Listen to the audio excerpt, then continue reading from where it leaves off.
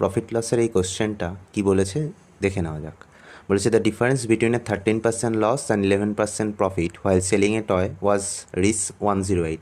বলছে একটা টয় যদি 13% লস আর 11% প্রফিটে বিক্রি করি তাহলে তাদের ডিফারেন্সটা হয় 108 টাকা।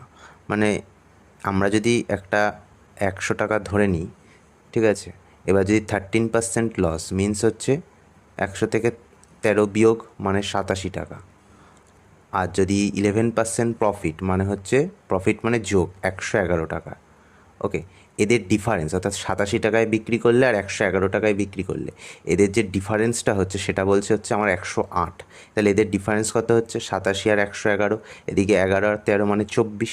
তাহলে আমার এই 24 ইউনিটের ভ্যালু কত বলে দিয়েছে 108 টাকা। কত বলে দিয়েছে 24 ইউনিটের ভ্যালু 108 টাকা।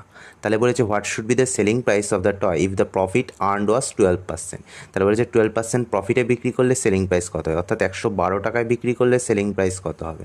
তাহলে 12 দুগুণে 24, 9 বারং 108, আর 2 দিয়ে কাটলে 5 দুগুণে 10, 6 দুগুণে 12, 56 ইন্টু 9 মানে 504।